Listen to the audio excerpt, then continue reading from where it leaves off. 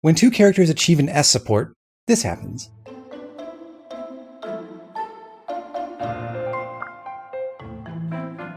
Fire Emblem Fates brings back the child mechanic from Awakening, but the conceit in that game was that the kids were time travelers who had come back from a doomed future to stop the end of the world.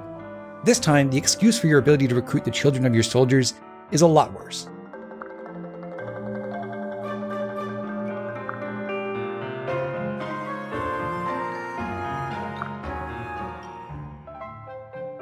The Deep Realms have all kinds of horrifying implications, some of which the game tries to address, for better or worse. We'll see an example of that in our next mission, Paralog 19, Great Heroism. Percy, frustrated that his father, Arthur, doesn't visit often, tricks mercenaries into attacking Arthur after convincing them he's a bandit leader.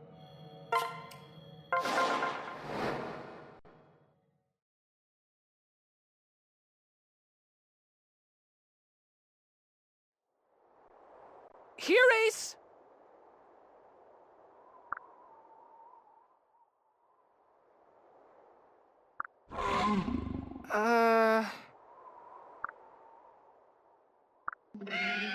Golly, thanks a bunch!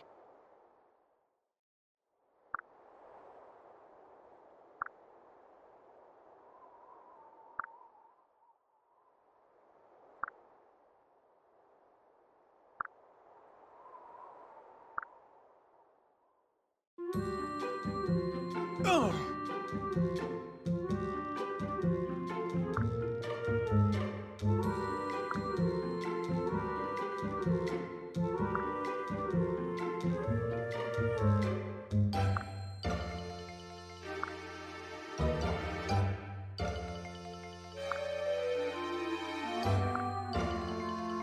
Percy!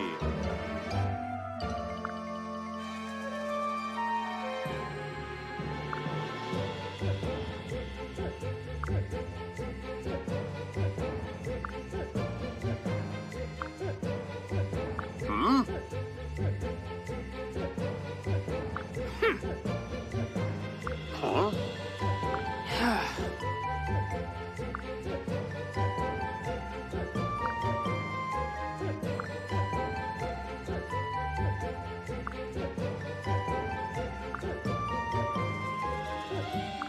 Never fear!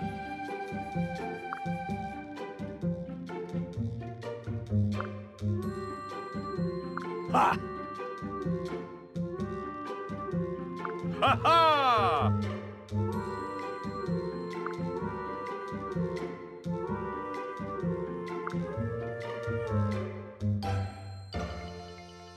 What?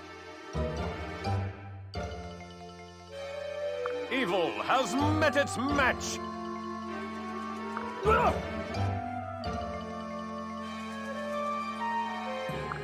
No! Evil has met its match! What?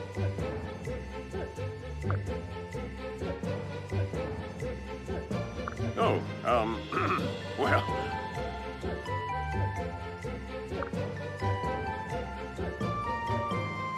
Back, evildoer!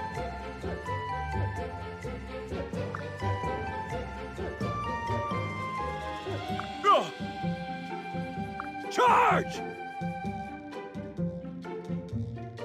Ah!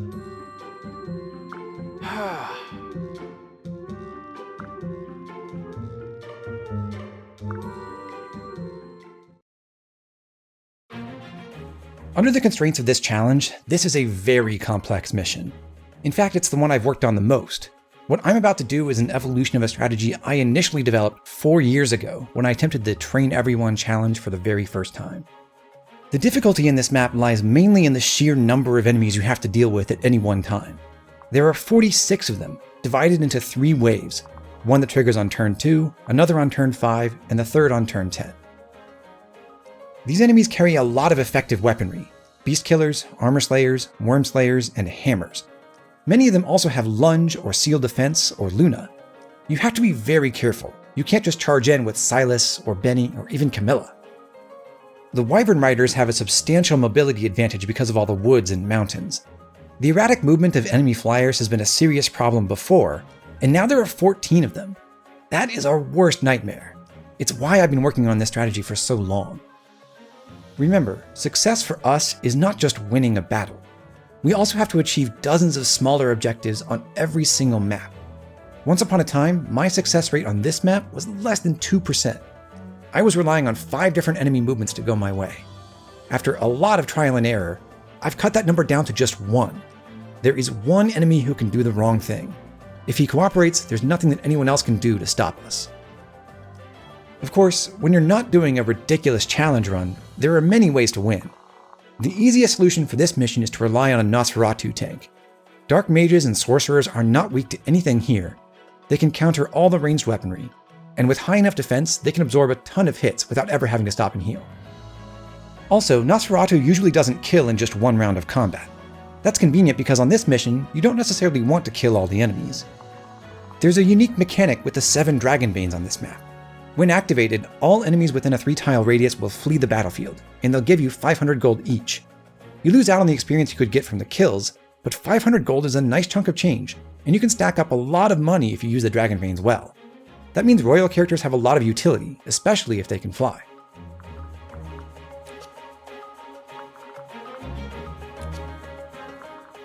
Only one enemy is unaffected by the dragon veins, the boss, Percy. Percy is a wyvern rider who carries a hand axe and an iron axe, both of which he will keep after his recruitment. Being a wyvern rider, he comes with the standard skills you'd expect at his level, strength +2 and lunge. As a child character, Percy also inherits skills and bonus stats from his parents. His mother and father each give him the last skill in their respective skill lists. In this case, that's HP +5 from Arthur and Quick Draw from Effie. The stats of children are normally determined by starting with a certain set of base stats at level 10 that are then scaled by level using their average growths. Their growth rates are calculated by averaging their default growth rates with those of their variable parent, which usually means their mother because most kids are tied to their fathers. However, if the parents collectively have significantly higher values in a particular stat than their child does, the child can receive bonus points in that stat. That has happened here. Percy's personal strength base, meaning the base value without the contribution from his class, is pretty low. Effie has much more personal strength than Percy does. As a result, he's inheriting 2 more strength points than what his averages would dictate. Percy's inheritance is not yet fixed because Percy doesn't actually join until after this paralogue is over. That means that if Arthur or Effie were to gain stats or learn new skills during this battle, his inheritance may change accordingly. Because Percy's stats aren't yet set in stone, we're going to hold off on a full examination of his statistical profile and everything until after he joins. But I do want to explain the biggest reason why we're recruiting Percy first, well before all the other kids. That reason is that Percy represents Corrin's only path to the Wyvern Rider class tree. Wyvern Rider, and specifically the Malignite promotion, offer Corrin everything he could possibly want. Good mixed offensive capabilities, great weapon types with strong 1-2 range options, fantastic skills, and most importantly, flight. Those features make Wyvern Rider a great choice as Corrin's Heartseal class, but we didn't take the dragon talent because we want something else for Corrin's wife and child. As a result, our Corrin can only acquire access to Wyvern Rider by friendship or marriage. Percy is the only male character who has it as his base class. There are 2 female characters who start as Wyvern Riders, but they're both in the 1st generation, and the challenge rules implicitly forbid Corrin from marrying them. That's because the entire 2nd generation is supposed to get married by the end of the campaign, not just the 1st generation. But there's an odd number of them, and they can only marry each other, and Corrin. Corrin has to even out their dating pool. Thus, Corrin's access to the Flying Tone class runs through Percy and Percy alone. And the timing of that access is important. Corrin wants to be airborne before Chapter 19. Recruiting Percy now, he and Corrin can build support in Chapter 16, Chapter 17, Invasion 2, and Chapter 18. That's one map too few, so we'll need to do at least one other paralogue before we go to Chapter 19. That can be arranged. You might notice that we're using a team composition that was achievable right after Chapter 13.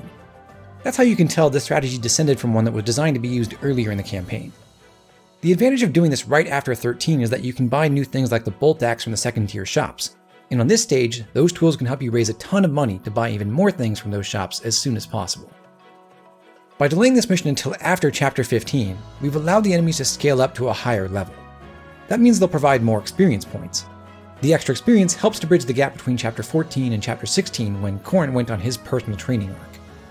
A second benefit is that we get to recruit Percy at a higher level and a higher weapon rank without having to train him. We gain some experience that way too. On the other hand, because of the higher enemy levels, with them having advanced by 2 chapters since 13, but most of our units only having seen 1 at best, the stat thresholds are a little less forgiving. We've had to spend more than usual on HP and defense tonics.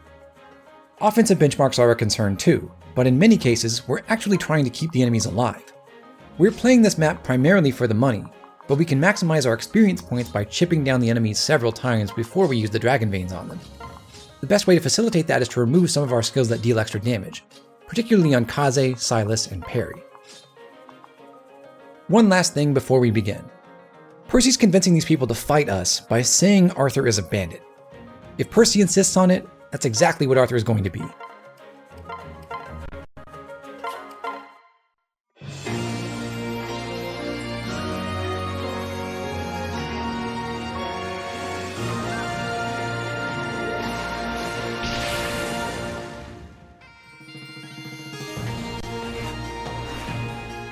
There are some very good strategic reasons to make Arthur an outlaw, and we'll discuss those in a bit. But I must confess that sheer comedy value is a significant factor in this decision. Percy, look what you've done! You've turned Arthur to a life of crime!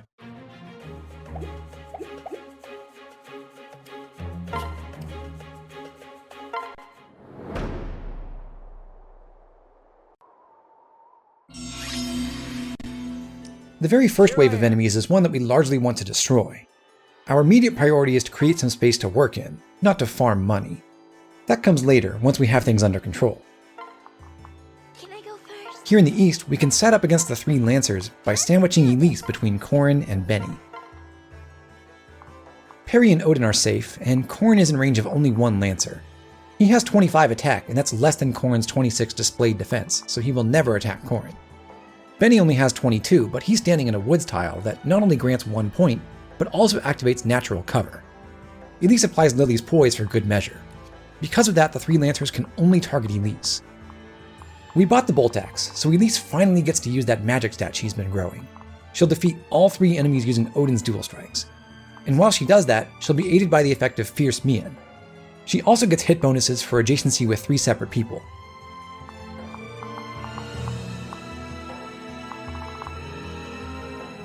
On the western side of things, Camilla's going to take a slightly more proactive approach. By lunging, she can bring 1 Lancer close enough for Selena to kill. I have faith in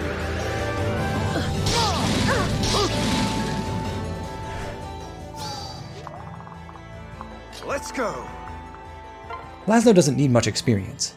Selena does. She wants to promote before the next story chapter, but it would be best for her to reach level 19 first. We'll be just fine. Here we go! I had it under control. Laszlo is safely out of range. The closer of the 2 Lancers can reach Selena, but she can kill him, so he's going to attack Camilla instead.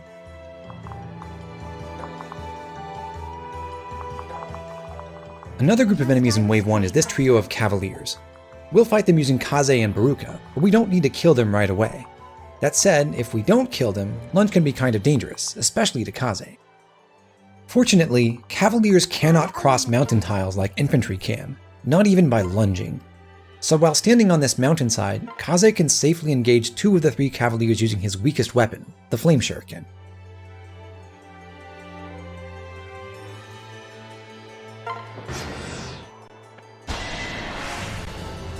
You're not alone.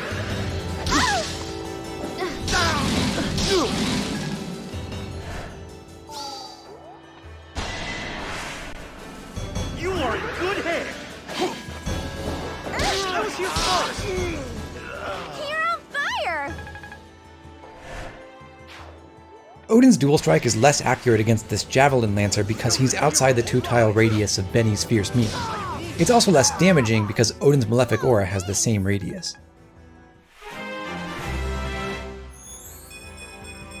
Too much power!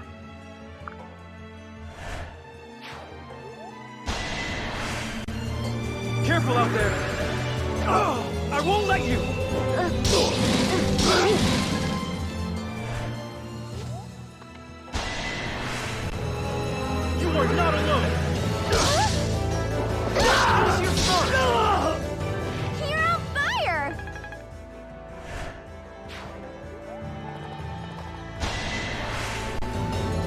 Must I restrain myself? You're going down!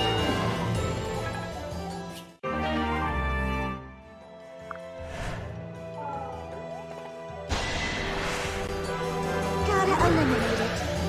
I'll wrap you up. The stragglers in Wave 1 are these cavaliers coming from the eastern fort. We want to use the Dragon Bane on them, but only one is currently in range, so we need to lure the rest closer without killing them. The best way for us to do that is by equipping Corrin with the Kodachi and placing him next to, but not on, the Dragon Bane. With the Kodachi, Corrin can't double the enemies, and so he won't deal a lot of damage.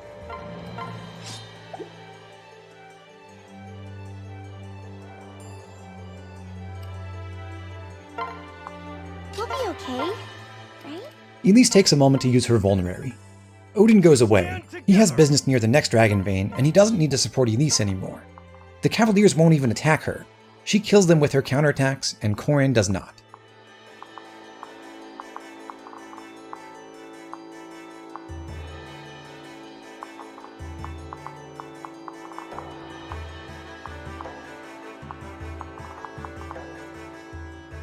Over here, we want to feed both kills to Selena, but we also want her to head east very soon, so we'll let the Lancers come to her at the far east end of their range. Laszlo stands by to supply some more dual strikes with his bow. I'm here for you. We can eliminate all three of these Cavaliers with a sequence of tag team attacks. First, Camilla with Baruka. This is my mission. You're going to die! Thank you.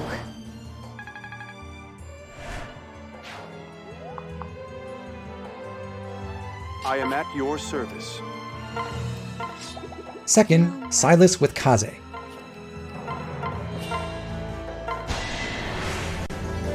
No hesitation. Thank you. And third, Baruka with Camilla. Baruka's actually fast enough to double this last Cavalier thanks to Kaze's para bonus, but we'd prefer to get the extra experience for Camilla, and her dual strike also prevents a counterattack.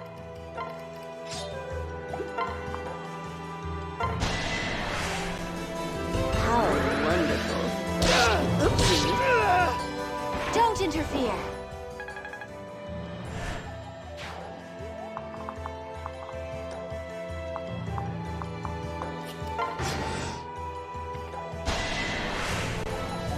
Let's go. Not over here. Whoa. Thanks.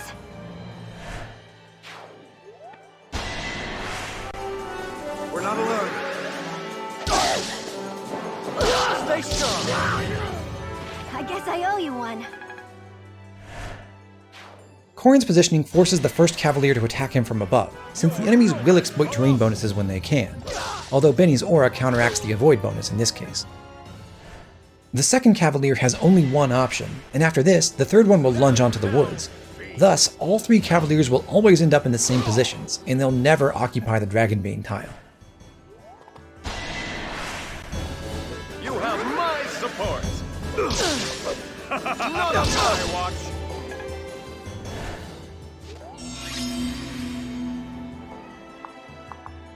We'd like to hit all three Cavaliers again. We may not get kill experience for dispersing them with the Dragon Bane, but with careful use of our weakest weapons, we can still earn a lot of battle XP, weapon XP, and support points. I'm here to help. If Corrin gives the Kodachi to Perry, then Perry can use that instead of a javelin. It's a less powerful ranged attacking option that also gives her sword experience, and her sword rank is something we're still keen to improve. Still, Arthur should use Elise's support here. They're only 1 point away from achieving their A support, and Elise wants even more experience from this battle than Selena does. Let's do this!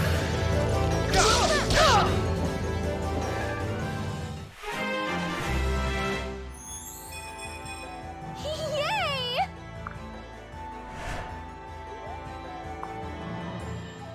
Benny's main concern is building support with Perry. Daggers and killing.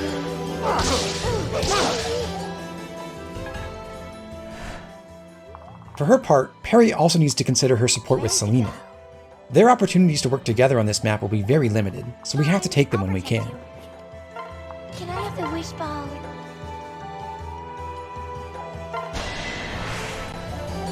Show me what you've got. I'll waste of time.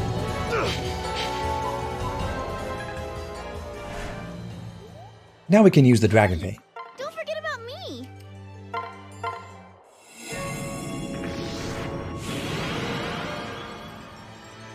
What?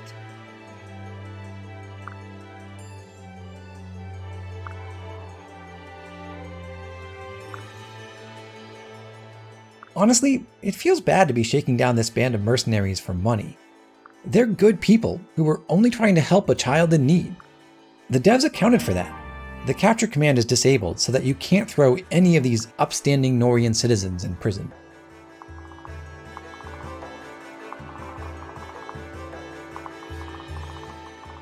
At this point, we could take some time off. The next wave of enemies won't start moving until turn 5, and it's only turn 3. But we don't need to wait. Let's go. We'll start by putting Odin directly on top of this next Dragon Vein. Several enemies can reach him here, but none of those have lunge. The ones who do are a little too far away.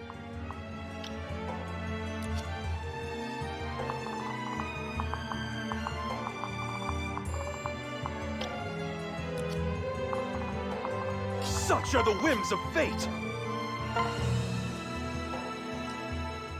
Since the entire wave is linked together, these Cavaliers are also going to activate. We can attack them now, but it's better to put Camilla, Baruka, Kaze, and Silas into the ideal positions to fight them after they ride south, next to the Dragon Vein. These Wyvern Riders will fly down too, and will want to use the Dragon Vein on both groups at once.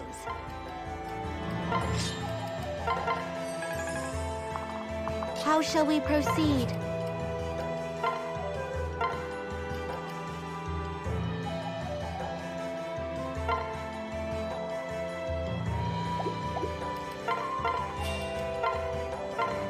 We have no choice.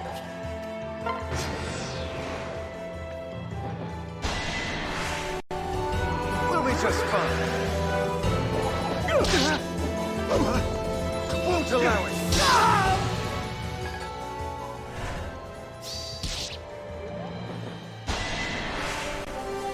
Let's end this here. Just in time.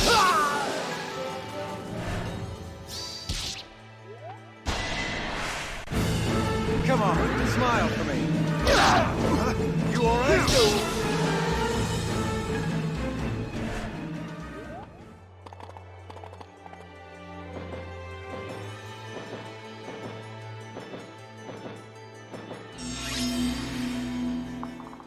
Now we have 6 enemies crowded around this Dragon Vein, and all we have to do is bring in one of the royals to use it. Over here!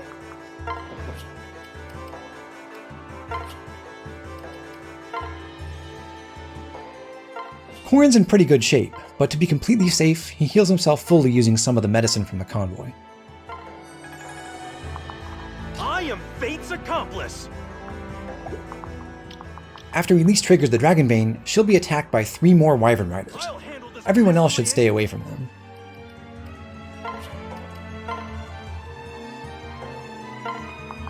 Stand down, fiend!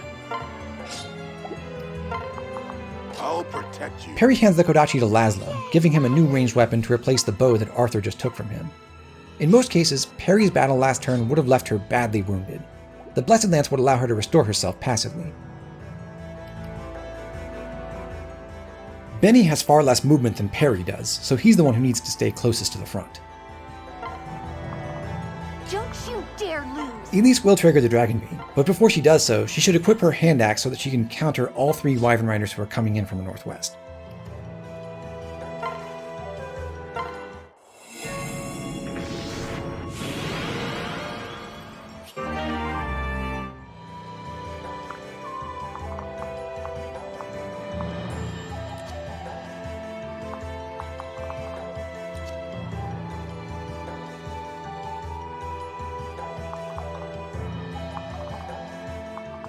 The situation in the southwest is pretty tricky. The Cavaliers are in great positions for us already, so we just want to keep them there while the Wyvern Riders come in. Unfortunately, one of them has a beast killer, which Silas cannot withstand. That cavalier must be eliminated. No mercy.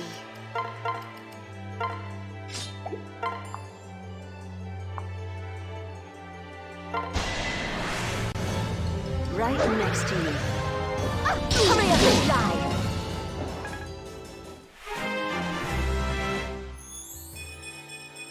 Oh? I have faith in you.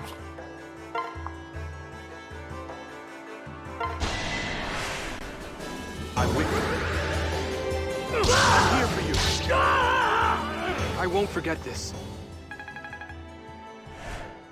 At the moment, the other cavaliers would still attack Silas, and in doing so, at least one of them would move too far away from the Dragon Vein. We want to keep them up by Baruka, and we can force that by having Kaze trade to make Silas much more lethal. Kaze can then pair up to get out of danger.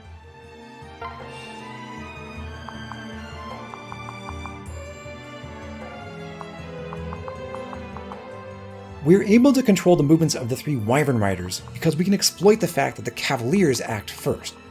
Baruka won't kill them, so they're forced to target her, one hitting from the west and the other from the north. That attack from the north is the key.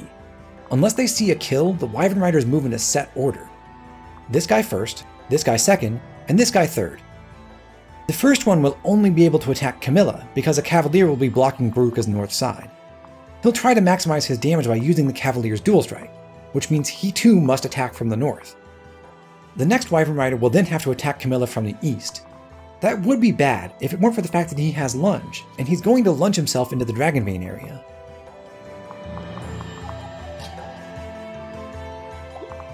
There will be one Wyvern at Camilla's current position, and one Wyvern just north of there, while Camilla will have moved one space to the east. The third Wyvern is again going to maximize his damage, and that means using the first Wyvern Rider's dual strike while attacking from the north. We'll end up with one Cavalier here, one Wyvern here, and one here, all in range of the Dragon Vein. Using the hand axe, Camilla cannot crit or otherwise kill with her counterattacks. When she's using fire, Baruka can't either, so the enemies should all survive no matter what. That said, depending on our stats, it's sometimes important to minimize the damage Baruka takes by equipping her with an axe instead of a tome. The Steel Axe +1 is powerful enough for her to still deal damage with all her dual strikes, despite the fact that two of the Wyverns have Armored Blow. In the long term, her axe rank is also probably going to be more important to her than her tome rank. This choice just costs us a bit of consistency. Unfortunately, Citra has problems rendering the florid ground on this part of the map after the Dragon Vein has been used. Sorry about that. I've got your back.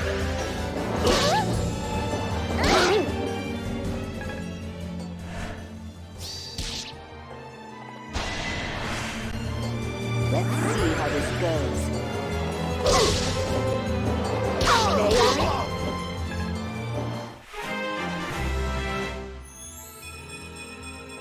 All right. This is an amazing level for Baruka.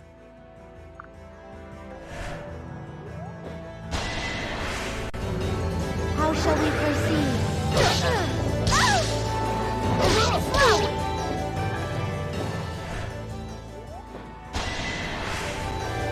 Gotta eliminate it. I'll back you up.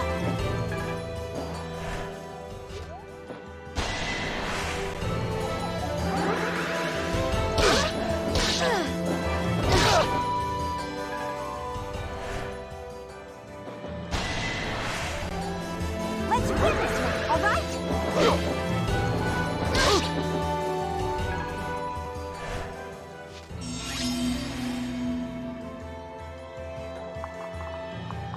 We've already used this Dragon Vein, and it's really not worth the trouble to try to lure these Wyvern Riders over to some other one. We're better off killing them. To do that, we want Selena and especially Elise to stay involved, although we can afford to give other characters some of the kills.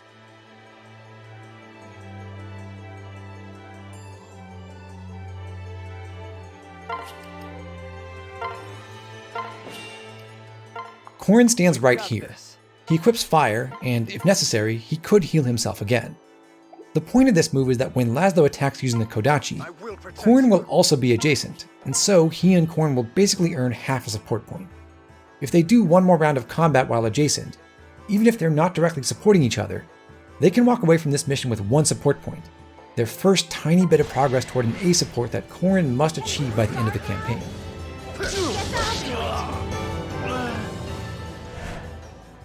The idea behind having Selena transfer Elise away was to use Odin as an intermediary to convert the two of them from guard stance to attack stance. Now Elise can kill the left-hand Wyvern Rider using Selena's dual strike, so they both get XP and Selena also gets an extra bit of axe training. This kill is the reason that Elise needed a strength tonic. She has 9 raw strength, only one more than her base after 13 levels. That sounds bad, but frankly, it hasn't been a problem at all, and it won't matter in the future. You have my support. Case in point, Elise's physical dual strikes are pretty sad, but her bolt axe dual strikes are rather impressive.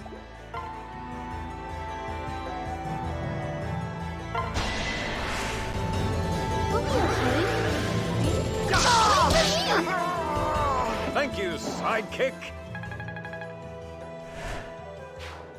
Arthur is another character who needs a lot of experience here. We want him to level up at least twice. He is very underleveled right now, and that sort of works in his favor, but his stats are low and he's only good against certain types of enemies. Big bow dual strikes against wyverns are one of his best ways to contribute. That last Wyvern Rider is now badly weakened, allowing Perry to grab a kill. She could use Elise's dual strike, but in our case that's not necessary for Elise to reach her experience requirements, and Benny's dual strike is better. I'll protect you. Die now! Teach me that one.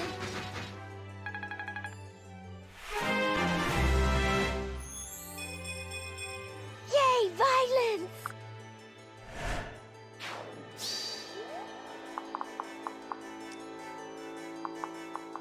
Over here, Camilla is obviously going to hit the Dragon Vein, but we can chip down a couple more enemies first. Out of my way.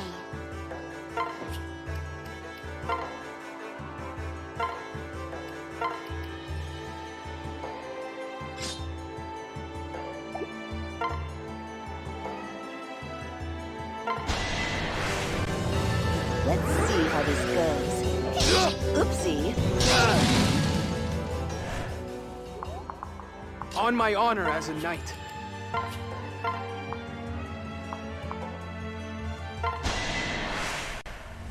Please, accept my help.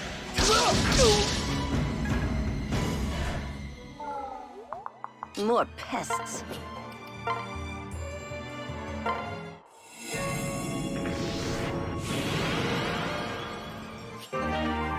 At the end of Wave 2, our score is a whopping 7,000 gold, and we're not even close to done.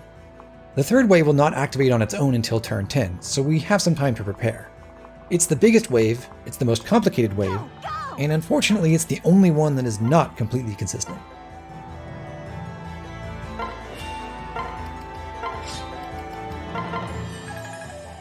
Elise already has most of the support points she wants, and so does Selena, so it's surprisingly useful that they don't support each other. They can fight alongside each other as much as they want, and that won't mess anything up.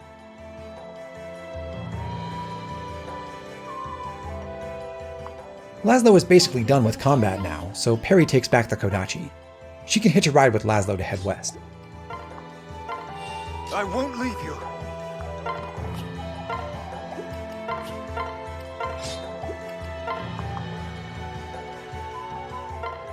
Benny follows her. Although she certainly wants to keep fighting so she can reach level 19, Elise no longer has any interest in killing the enemies, and therefore she no longer needs the bolt axe. Through Arthur, we'll hand it off to one of our Malignites. Camilla and Baruka want it not for combat purposes, but for enemy deterrence. They may not have as much magic as Elise does, but it's still a 14 might, 1-2 range axe that can double, and that's more valuable than you might think. It'll work out. Elise and Selena will be responsible for the eastern part of the map, particularly the 4 Cavaliers over there.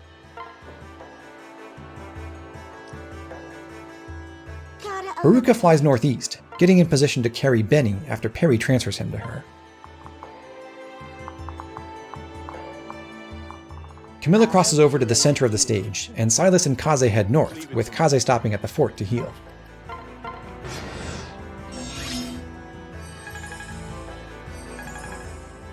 We still have 3 turns before the enemies come after us.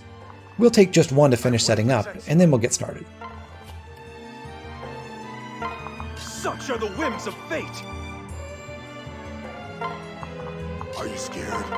Can I have the wish followed? How shall we proceed? At this position, Benny can be reached by Perry on her next turn. There are 7 spaces between them, all of them planes. Camilla grabs the bolt axe, and she waits near Laszlo. Arthur will do likewise so that Laszlo can rally for them both. No To hesitation. be completely safe later, Kaze needs full HP. You're not alone.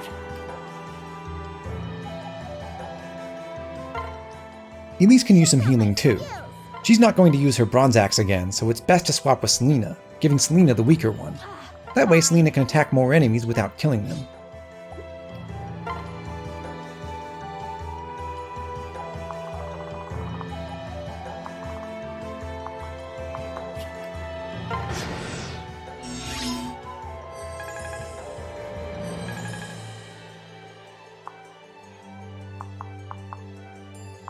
I'll help. Arthur's destination is the mountain tile northwest of Corin. There, he can only be attacked by 3 lancers who each have a ranged weapon. One with a javelin, a second with a spear, and a third with another javelin.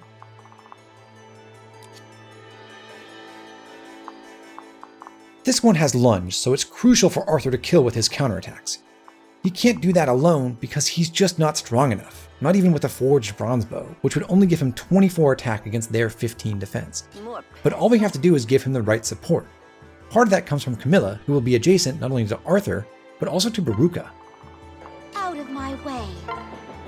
Baruka takes the bolt axe and equips Camilla with an iron axe. Together, they're strong enough to one-round the lancers. That's important, but it's not the point of this maneuver. We'll discuss that more in a second.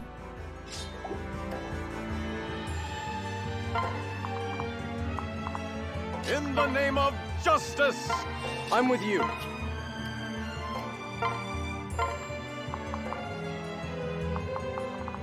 All 3 lancers will attack Arthur from this plains tile. Between fancy footwork and supportive and Rose's thorns, Arthur effectively gets 6 extra points of strength. That raises his attack power to 30, so he'll deal 15 damage, and because of the effective speed penalty that javelins and spears have, he will double the lancers. 15 times 2 is enough for Arthur to kill with only his own attacks, so Corin's dual strikes are not strictly necessary. They're just a free opportunity for Corin to work on his tome ray. The reason why Baruka is here is to control the mercenaries. We want to make the mercenaries go in specific directions. The left-hand mercenary will always head southwest to support the lancers with his dual strikes, but without Baruka here, the other 2 both have more freedom. If the southern mercenary decides to head a little too far south toward Laszlo, and not east or southeast, then later on he'll be able to get a little too close to Arthur and Corin, who will be really busy fighting part of Percy's Wyvern squad. We don't want to be forced to kill that mercenary, so we need to keep him away from the mountaintop, and the best way to do that is actually to pull him closer, but in the wrong direction. Hence Baruka. As for the other mercenary, he will go southeast toward Odin and Laszlo.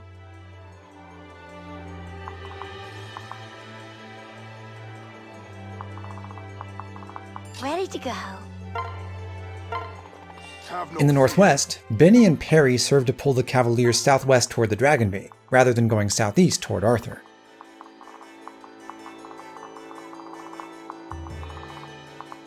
Kaze and Silas can just wait for a moment. Odin's positioning and Laszlo's positioning are surprisingly precise. If they're placed any differently, I've found that the 2 right-hand mercenaries won't always cooperate. On the eastern side, those Cavaliers will ride south no matter what, so Elise and Selena can also sit tight, just like Kaze and Silas. Elise gets 1 extra turn of fort healing.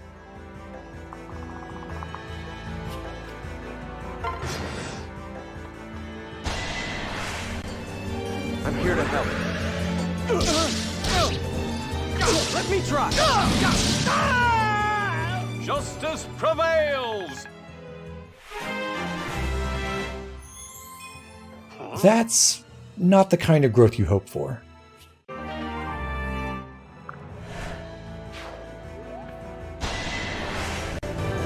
Here I am. Not done yet. Taste justice!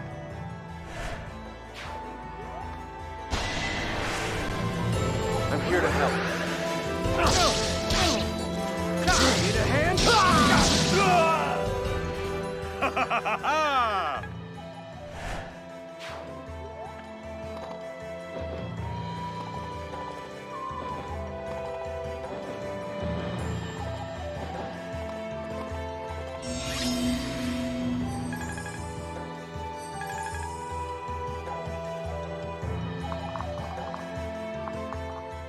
The goal on this turn is to fight basically all the rest of the enemies, everyone but the mercenaries.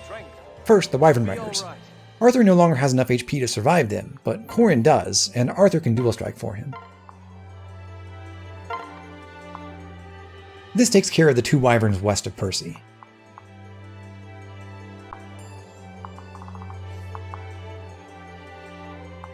We don't have a Dragonbane user over in the west, so that's where Camilla is headed.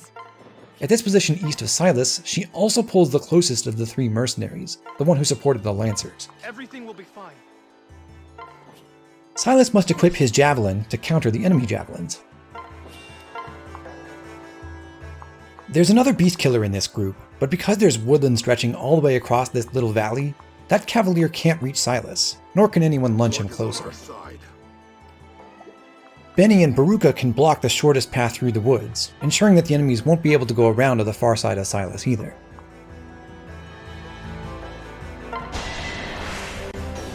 I'll support you. Let me help you.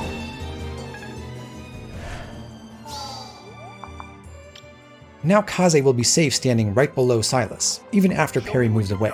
He can be hit by 1 javelin, but not 2.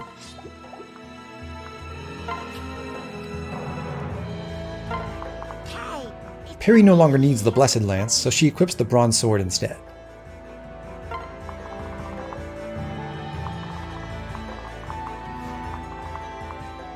In the east, we want most of the Cavaliers to cluster around that Dragonbane.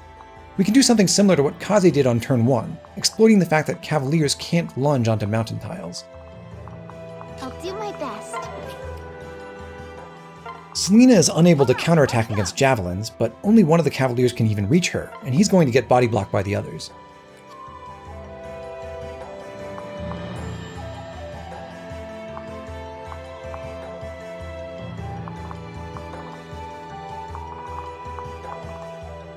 We're just about done with our setup. To reiterate, the left-hand mercenary will head toward Camilla, but we want the other 2 to go southeast toward Odin. These 2 Wyvern Riders will attack Corin and die. Percy will fly south, and the next Wyvern Rider will get killed by Odin. Like Percy, the Wyvern on the right has no immediate target.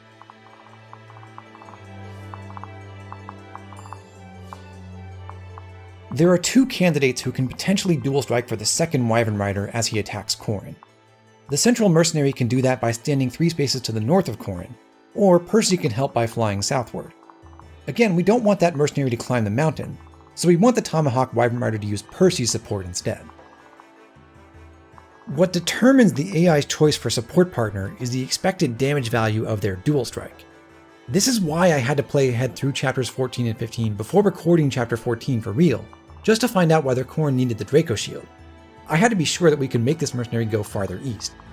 He is significantly more accurate than Percy is, so if they were both dealing a lot of damage, the Merc's average damage output would be much higher than Percy's.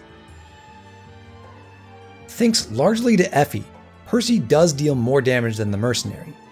Factoring in Quick Draw, Percy can equip his Iron Axe to get 30 attack on his own turn. Yes, the AI is smart enough to change weapons on units who are setting up for dual strikes. Corin has 22 displayed defense, plus 2 from the mountain tile. That means that Percy's 30 attack dual strike will only deal 3 damage. His hit rate is 96, plus 5 for switching to the Iron Axe, minus 41 display to void on Corin, 20 for the mountain, 5 for weapon triangle, and 5 more from Arthur, a total of 30%. The mercenary has 26 attack, so he hits for only 1 damage with a final displayed accuracy of 46%. Because Corrin's defense stat brings down the damage values to almost nothing, Percy's triple damage overwhelms the accuracy difference in the average damage calculation. As a result, instead of going up onto the mountains north of Corrin, this mercenary will go farther east. In this way, we've accounted for almost every enemy on the whole map. The only exception is the easternmost Wyvern Rider. What we want is for this guy to fly southeast toward Elise, where Elise can then drive him off using the Dragonbane. The problem is that he may also choose to fly southward.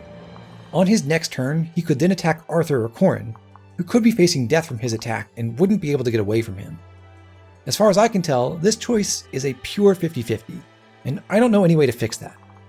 One possibility might be to move Odin a little farther northeast to kill that Wyvern Rider on this enemy phase, and I would gladly sacrifice a chance at 500 gold to make this strategy completely consistent, but unfortunately that changes the pathing of the mercenaries. And we can't put someone like Selena at the edge of his range because he has lunge, and that would end very badly with a Wormslayer mercenary about. So, as far as I can tell, all we can do is pray. I'll be strong for you. The chosen hero arrives!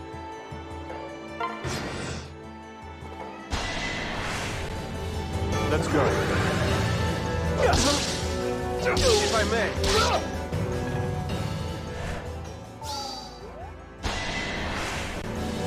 Together we shall prevail. To the rescue!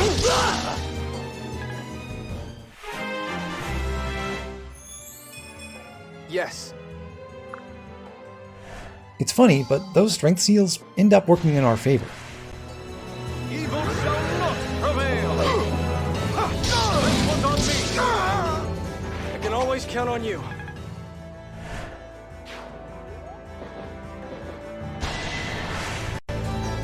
For justice!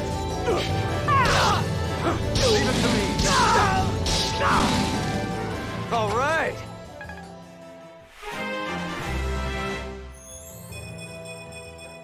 Now that's how you level up. This level also gives Arthur movement +1, which is the real reason why we made him an outlaw. When Percy's inheritance is recalculated at the end of this battle, movement +1 will be the new last skill in Arthur's list, and Percy will receive that instead of HP +5.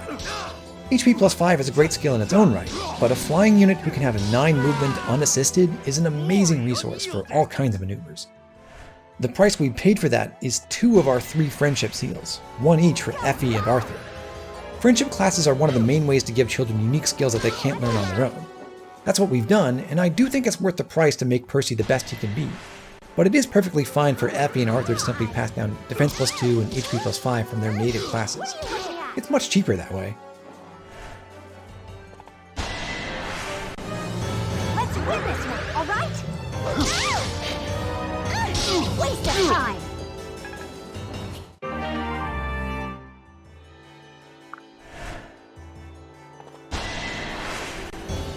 Have no fear. Be careful, please.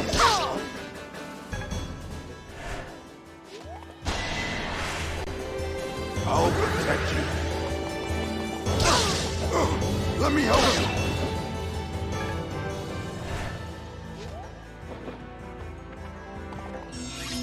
Everything worked out. Mountain tiles only cost 3 movement points for outlaws, so with his new skill, Arthur is able to cross them 2 at a time. That allows him to reach Percy. It may not be strictly necessary, since Arthur already has the experience he needs for the time being, but it just wouldn't be right not to have Arthur confront his son. Let's take him out. Listen up! Justice never loses.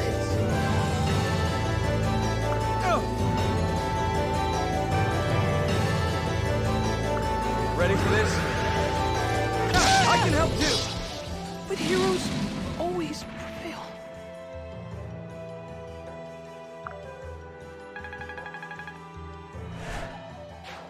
After this, Arthur's going back to the bench for a while. If we wanted to keep using him, then the best play at this point would probably be to make him a knight with a partner seal. He can learn the 2 knight skills, then promote to Great Knight to regain axes, and to start learning the skills from the Cavalier tree. That's one of the perks of the Arthur Effie pairing. It allows Arthur to get the best skills from his Heart Seal class without actually having to spend a Heart Seal. If he were not so underleveled, then it might also be enticing to keep Arthur in the Outlaw tree for a little longer before taking him through Great Knight. By training as an adventurer until level 5, he can learn the skill Lucky 7. That skill provides 20 points of hit and 20 avoid for the first 7 turns of battle, and the hit bonus is a fantastic asset for a unit who ultimately wants to return to an Axe class. Melee infantry usually aren't that great at combat, but berserkers with high accuracy can sometimes break that rule thanks to their incredible strength. This is why Kaze had to heal himself. He barely survives. Can I play with you?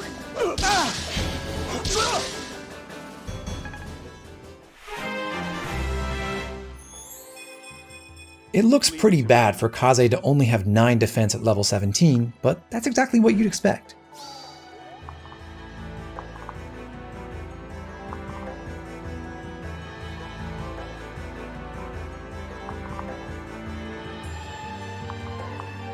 I'll play with you.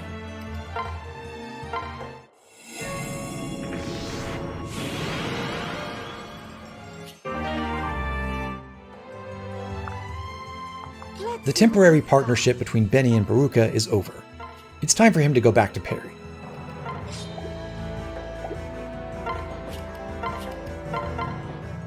This mercenary has not only an armor slayer, but also Luna. Against Benny, he is lethal. Against Perry, not so much. And the Merc will end up right next to the Dragon Vein. Convenient.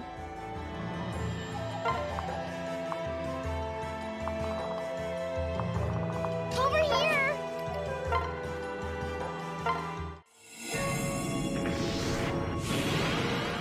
With 5 out of 7 Dragon Veins used up, we've earned 11,000 gold. We're going to use the 6th on that lone mercenary in the west. We'll have to lure the 3 other enemies all the way down to the 7th and final Dragon Vein over the next few turns. As part of that, Elise must go south. Fine. Selena flies to the end of Elise's movement range, where Elise can still pair up with her. So excited!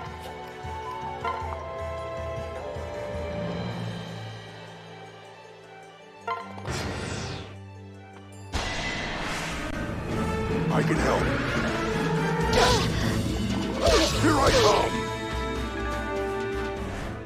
These 3 are trying to reach Arthur and Corrin, but they can easily escape using Arthur's improved mountaineering abilities. Here I am. Evil shall not After that, we can induce prevail. those 3 enemies to head toward Odin and Laszlo instead.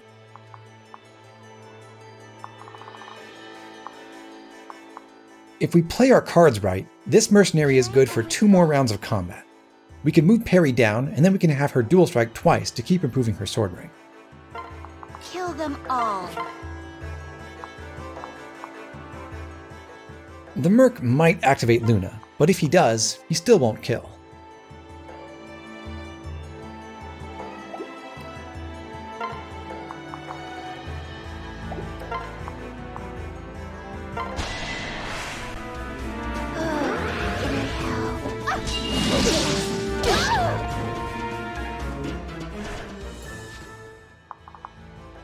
Quickly now.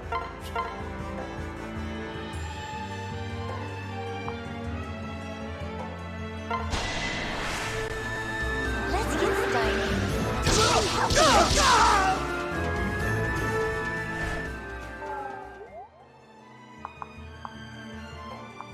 We still have to move Camilla to the Dragon Vein, but that's easy enough now that Baruka has lunged the mercenary out of Benny's way. Let's see how this goes.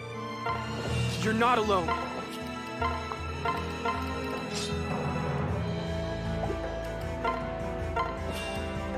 Luck is on our side.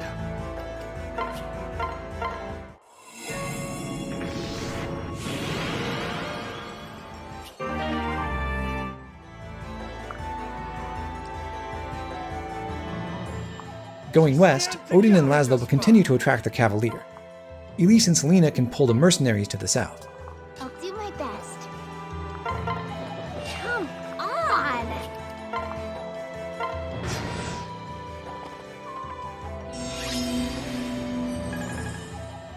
While we wait for the enemies to approach the final Dragon Vein, the rest of our team can set up. For Corrin, Arthur, Kaze, and Silas, that means going all the way around the mountains to the southwest. The The way to maximize their collective mobility over multiple turns is for Arthur to join Silas. The two of them can go extra far using Arthur's movement bonus, and Kaze and Korn can catch up later. We get a little more distance by having Silas drop Arthur onto the mountain tile to the south. Come on, smile. You for are me. in good hand! Promoted horse units can go on mountain tiles, unlike unpromoted ones. That allows Laszlo and Odin to separate while staying just out of reach. We want Benny to get to Laszlo, but Camilla can't reach Laszlo without going in range of the Cavalier. The trick is to transfer Benny through Odin. I never lose. Perry sticks around to keep luring the Cavalier. That way we can make him waste some time riding through the woods, allowing the mercs to catch up to him. Must I Veruca restrain waits nearby myself? so she can carry Perry to her next destination. It'll work out. We want the Lunge mercenary to stop pursuing Elise or Selena and instead head west. The other one with the Wormslayer will still go after them, and that's fine. We just don't want them both to do it, and Elise can ward off the Lunge guy by equipping her dual club. Fine.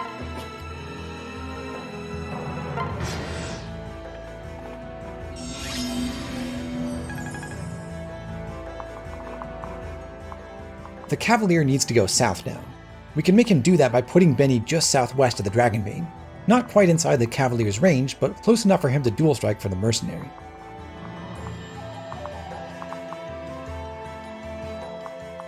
Laszlo will be Benny's vehicle to that spot. Benny could also just go with Camilla, but we want Benny to deal as little damage as possible, so we don't want him to be boosted by Rose's thorns. I won't let you down.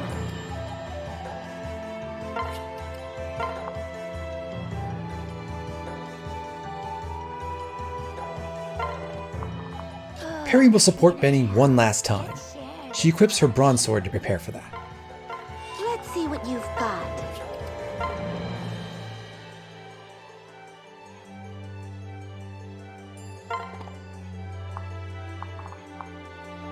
I'll take care of this. It's important that we get Odin to the tile east of Veruca, but once again, we prefer for him not to be adjacent to Camilla. Check out my Elise will take him. She no longer needs her forged hand axe, so she trades it for Veruca's unforged one.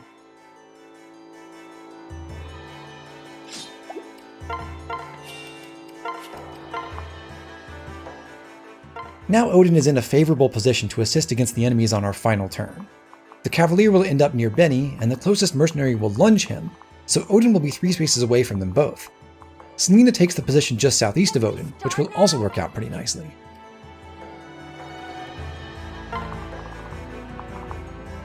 Show me what you've got. Careful out there!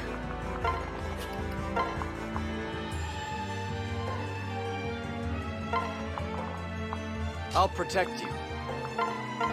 Show me what you've got!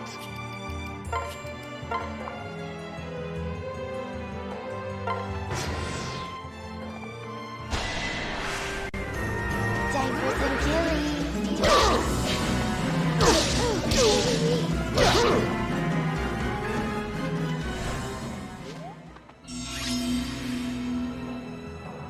The annoying thing about this setup is that the Cavalier sometimes occupies the Dragonbane, but we do have a way to remove him. Before we do that, Korn waits northeast of Odin. Laszlo will take the Levin sword from him, but then he's going to use Odin's dual strike, giving Odin a small but important extra morsel of experience.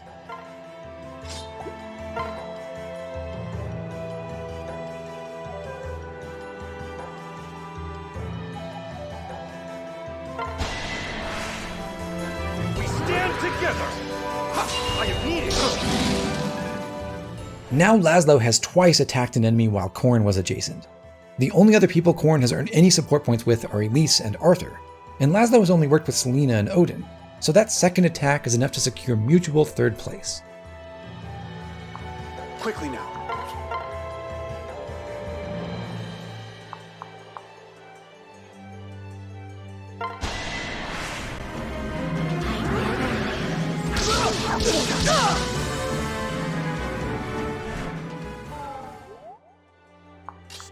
Down! Arthur joins up with Benny, allowing Benny to run northeast and attack the healthy mercenary from the other side. The point of this is to get Benny out of the way so that he won't interfere with the support between Corrin and Elise. Are you scared?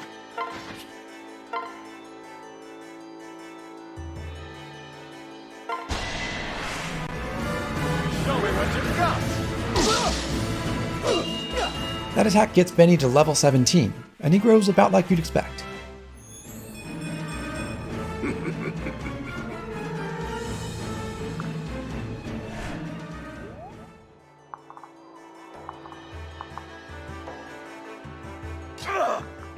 Odin stands just east of the Cavalier, where he can support our two Wyvern Riders with his dual strikes. Uh-oh.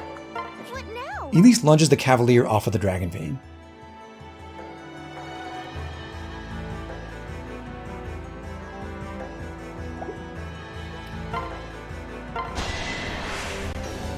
The chosen hero arrives! Your end draws near!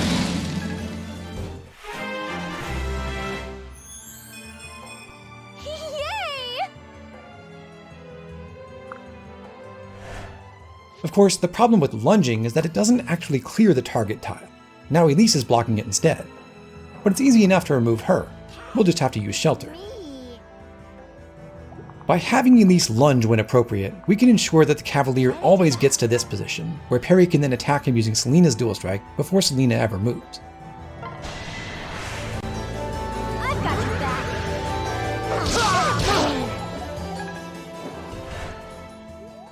After that, Selena can hit the healthier mercenary using Odin's support. She almost kills, but we had some levers to pull to prevent that if we had to. We could have removed Odin's Malefic Aura or Selena's Strength +2.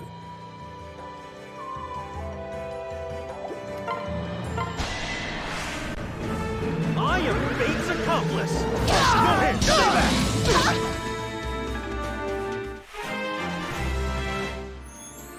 Level 19 gives Selena a great set of growths. This is an ideal time to promote her. That will make her a lot more effective in our next chapter. We need Silas to shelter Elise and Camilla to trigger the Dragon Vein. Together we shall prevail.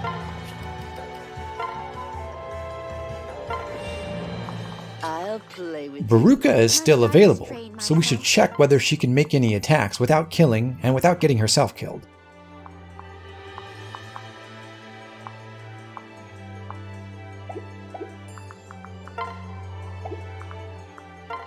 As it turns out, she can.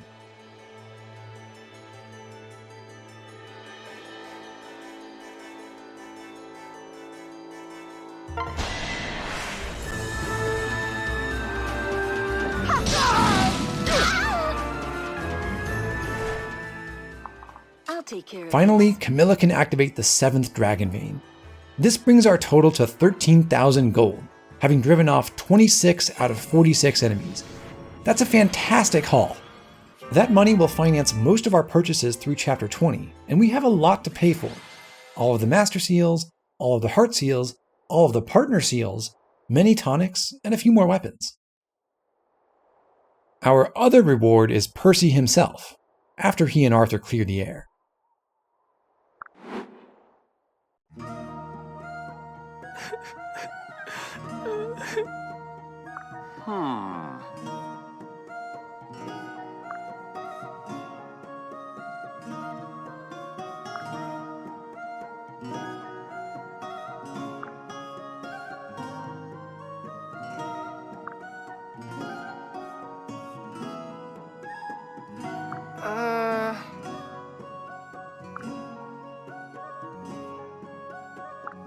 No!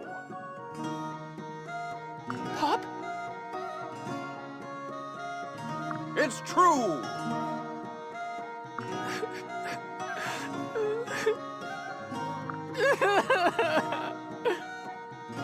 Ugh.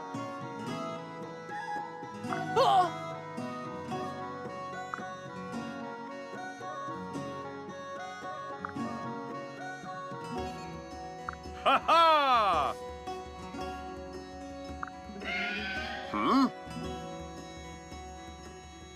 No!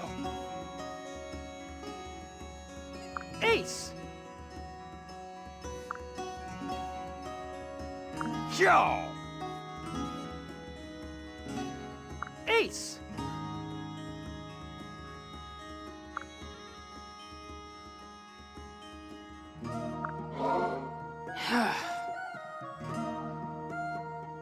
Whoa there!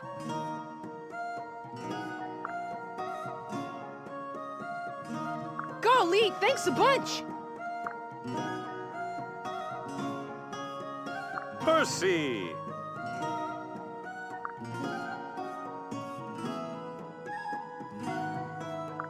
Ha-ha!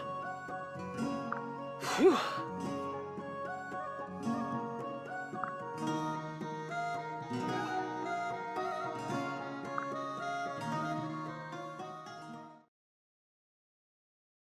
Next time, we'll meet 2 new recruits as the Nohrian military reverses the tide of war, launching its own invasion by sea. See you there.